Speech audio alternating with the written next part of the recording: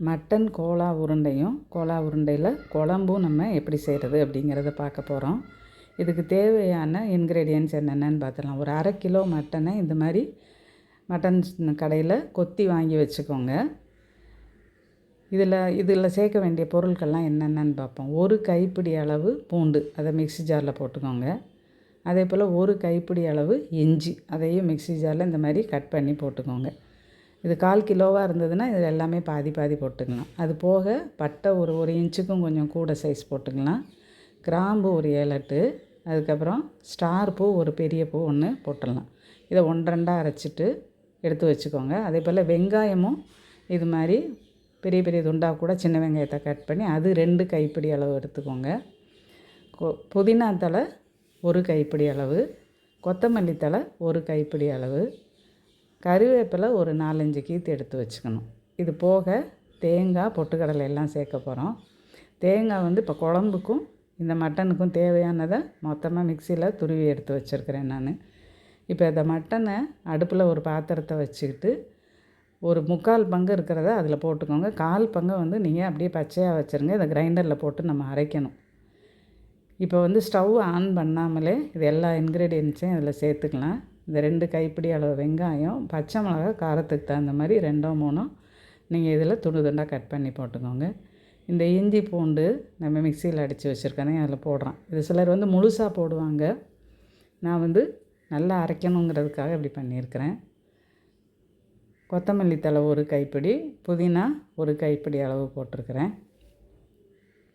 இது போக தேங்காய் நம்ம ஏற்கனவே துருவி எடுத்து வச்சுருக்கிறதுலேருந்து ஒரு 3 அல்லது 4 டேபிள் ஸ்பூன் அளவு. நீங்கள் கையில் நுனியில் எடுத்து போட்டிங்கன்னா ஒரு 2 கை அளவு போடலாம்.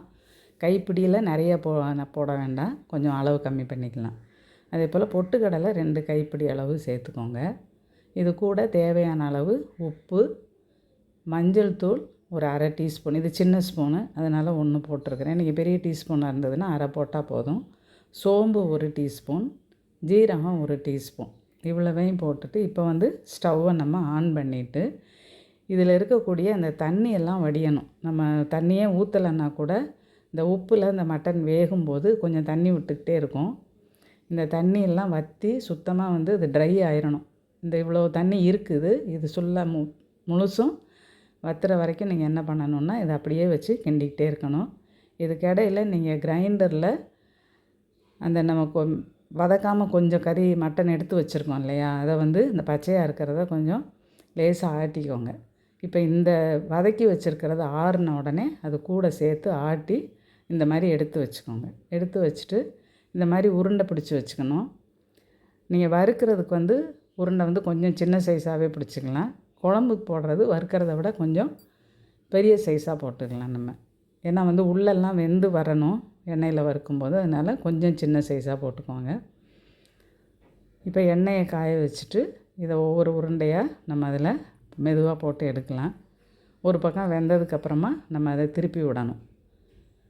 நீங்கள் கடைகளில் அல்லது ஹோட்டல்ஸில் சாப்பிடக்கூடிய அந்த மட்டன் கோலா உருண்டைக்கும் இதுக்கும் கொஞ்சம் வித்தியாசம் இருக்குது. ஏன்னா அது ரொம்ப குளோபு மாதிரி நல்ல ரவுண்டாக பர்ஃபெக்டாக இருக்கும். இது அப்படி இருக்காது. ஏன்னா நம்ம வேறு எந்த அடிஷ்னல் இன்க்ரீடியன்ட் உருளைக்கிழங்கோ அல்லது கார்ன்ஃப்ளவரோ அந்த மாதிரி வேறு எதுவுமே சேர்க்கலை. மட்டன், வெங்காயம், பச்சை மிளகாய், கருவேப்பிலை, இந்த மல்லித்தழை, புதினா தழை இந்த மாதிரி தான் போட்டு நம்ம செய்கிறோம். அதனால் பர்ஃபெக்ட்டு குளோபு மாதிரி இருக்காது.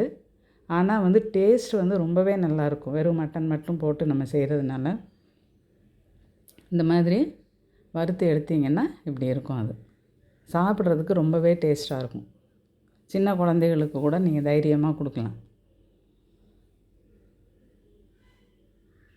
இப்போ சின்ன பாத்திரத்தை வச்சு எண்ணெயை ஊற்றிக்கோங்க. ஏன்னு சொன்னால் இந்த எண்ணெய் திரும்ப வேறு எதுக்குமே நீங்கள் யூஸ் பண்ண முடியாது. குழம்பு தாளிக்கிறதுக்கு மட்டும் யூஸ் பண்ணிக்கலாம். இப்போ இன்னொரு பாத்திரத்தை அடுப்பில் வச்சு இந்த எண்ணெயில் கொஞ்சத்தை தேவையான அளவு ஊற்றிக்கோங்க.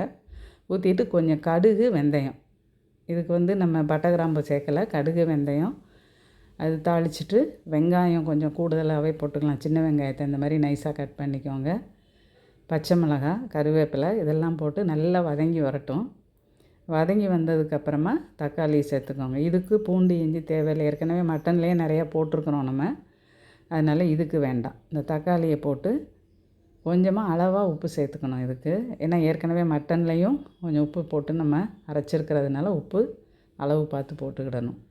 போட்டு இந்த மாதிரி அது வதங்கி நல்லா வந்ததுக்கப்புறமா ஒரு 4 ஸ்பூன் மல்லித்தூள், 1/2 கிலோ மட்டனுங்கிறதுனால 4 ஸ்பூன் போட்டிருக்கிறேன். நீங்கள் வந்து 1/4 கிலோன்னா 2 ஸ்பூன் போட்டாலே போதுமானது. இந்த மாதிரி இதையும் லேசாக வதக்கி விட்டுக்கோங்க. வதக்கி விட்டுட்டு இதில் வந்து ஏற்கனவே மட்டன் ஒரு 1/4 கிலோ மட்டனும் எலும்புமா சேர்த்து நான் வேக வச்சு எடுத்து வச்சுருக்கிறேன். அதையும் இதில் சேர்த்துக்கிறேன்.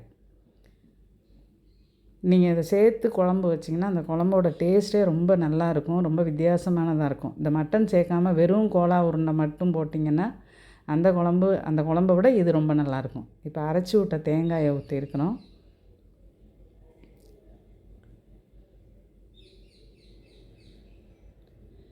இது ஓரளவு கொதி வரட்டும். கொதி வந்ததுக்கப்புறமா புளி கொஞ்சமாக ஊற வச்சு அந்த புளியையும் இதில் ஊற்றிக்கிறீங்க. பொதுவாக மட்டன் குழம்புனா புளி ஊற்றுறது நிறைய பேர் புளியை ஊற்ற மாட்டாங்க. இது வந்து மட்டன் கோலா உருண்டை குழம்புக்கு நீங்கள் இப்படி செஞ்சீங்கன்னா தான் இது நல்லாயிருக்கும். இது நல்லா கொதிக்கணும். கொதித்ததுக்கப்புறம் இந்த கோலா உருண்டைகளை நீங்கள் இதில் ஒன்றா போடுங்க. கிண்டவே கூடாது குழம்ப. கிண்டுனீங்கன்னா அந்த கோலா உருண்டையெல்லாம் உடஞ்சி போயிடும். ஏன்னா நம்ம வந்து வெறும் மட்டன், மற்ற வெங்காயம், பச்சை மிளகாய் இதெல்லாம் தான் சேர்த்துருக்குறோம். அதனால் ரொம்ப சாஃப்டாக இருக்கும் இந்த மட்டன் கோலா உருண்டை. நீங்கள் வந்து அடுப்பில் வச்சதுக்கப்புறமா கிண்டியே விடாமல் இந்த மாதிரி லேசாக அது மூழ்கிற மாதிரி நீங்கள் பார்த்துக்கோங்க. போட்டு ஒரு 2 நிமிஷத்துலேயே வெந்துடும். வெந்த உடனே மல்லித்தழையை தூவி நீங்கள் இறக்கிடலாம். இந்த கோலா உருண்டை குழம்பு நீங்கள் செய்து பார்த்தீங்க, ஒரு தடவை செய்து பார்த்தீங்கன்னா திரும்ப திரும்ப செய்யணும்னு தோணும். ஒர்க்கு வந்து கொஞ்சம் அதிகமாக தான் இருக்கும். ஏன்னு சொன்னால் இதை அரைக்கிறது, அதுக்கப்புறம் அதுக்கு வேண்டிய இன்க்ரீடியன்ட்ஸை ரெடி பண்ணுறது எல்லாமே கொஞ்சம் டைம் எடுக்க தான் செய்யும். ஆனால் வந்து செய்து சாப்பிட்டீங்க அப்படின்னு சொன்னாக்கா திரும்ப திரும்ப செய்யலாம் அப்படின்னு தோணும். நீங்கள் ஒரு தடவை இதே மாதிரி செய்து பாருங்கள். செய்து பார்த்துட்டு எப்படி இருக்குது அப்படிங்கிறத கமெண்ட்ஸில் சொல்லுங்கள்.